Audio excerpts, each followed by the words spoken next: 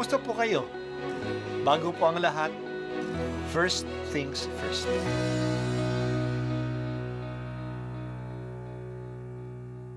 Good morning po. Sinisimulan po natin ngayon ang first things first. At dito po, tinatalakay natin sa unang bahagi ng umaga natin ay ang first readings na binabasa po sa banal na misa. Ito pong tinatalakay natin kasi madalas po kasi marami na tayong alam tungkol sa gospel readings. Pero konti po ang nagsasalita sa first readings. Pero ang first readings, bahagi din po yan ng Biblia, ng banal na kasulatan. Kaya susubaybayan po natin ang mga first readings, basahin po natin at kuminsan kailangan ng basahin ng 2 o 3 beses bago maintindihan kasi hindi po tayo familiar sa mga istorya at sa mga kaisipan na tinatalakay dito. Ang pagbasa mula sa mga gawa ng mga apostol. Noong mga araw na iyon, nang dumating si Pablo sa Antioquia ng Pisidia, siya ay pumasok sa sinagoga at sinabi, "Mga kapatid kong mula sa lahi ni Abraham at mga taong may takot sa Diyos, tayo ang pinadalahan ng balitang ito tungkol sa kaligtasan, hindi kinilala ng mga naninirahan sa Jerusalem at ng kanilang mga pinuno na si Jesus ang tagapagligtas. Hindi rin nila inunawa ang mga hula ng mga propeta na binabasa tuwing araw ng pamamahinga. Ngunit sila na rin ang nagsakatuparan ng hulang iyon nang hatulan nila ng kamatayan si Jesus. Bagamat wala silang sapat na katibayan para siya'y hatulan ng kamatayan, hiniling pa rin nila kay Pilato na siya'y ipapatay. At nang matupad na nila ang lahat ng nasusulat tungkol sa kanya, ibinaba nila ito sa krus at inilibing.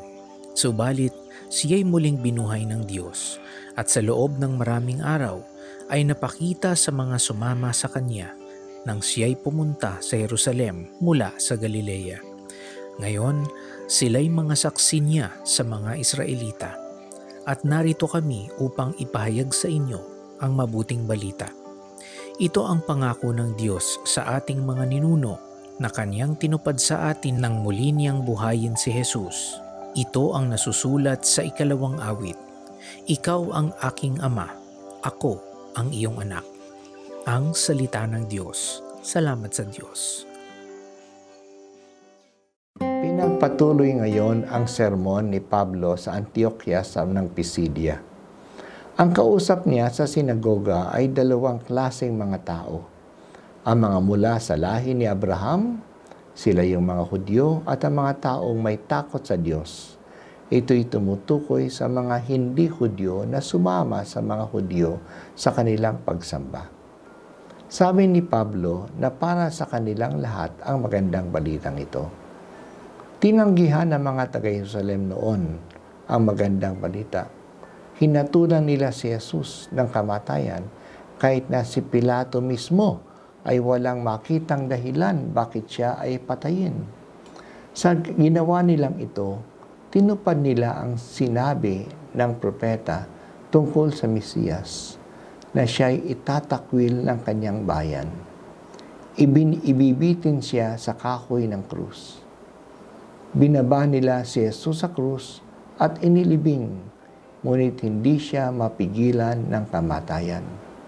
Nabuhay siyang muli at nagpakita sa mga tao na naging kasama niya mula pa sa Galilea. Sila ang mga saksi niya, saksi ng kanyang kamatayan at muling pagkabuhay. Itong si Jesus na ito ang pinapahayag ngayon ni Pablo at Bernabe. Sa kanya tinupad na ng Diyos ang kanyang mga pangako noong unang panahon pa sa kanilang mga ninuno. Nakikita natin ang pinakasentro ng pahayag ni Pablo ay si Jesus. Siya ang namatay at muling nabuhay. Siya ang kerigma. Yan ang magandang balita. Sana hindi na natin ulitin ang ginawa noon kay Jesus sa Jerusalem. Nasalip na tanggapin siya, siya'y itinakwil. Totoo ang sinabi ng matandang si Simeon, nung bata pa si Jesus sa templo, na siya ang katitisuran ng marami. Ang hindi tatanggap sa kanya ay matitisod sa buhay nila, ngunit ang tatanggap sa kanya ay gagantimpalaan.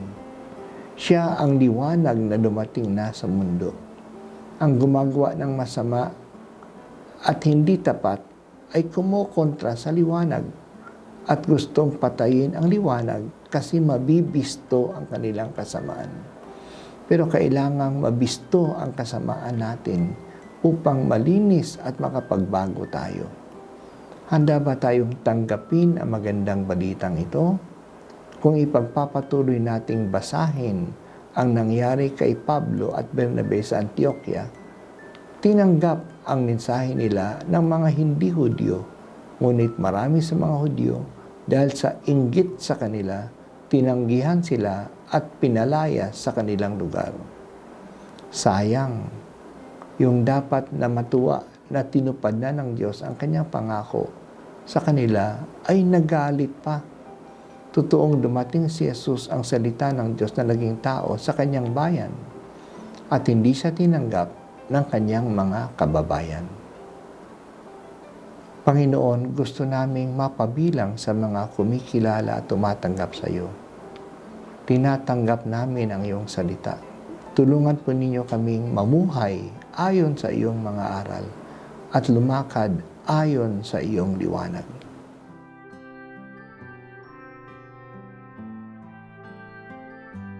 At ako po ay si Bishop Broderick Pabilio dito sa First Things First.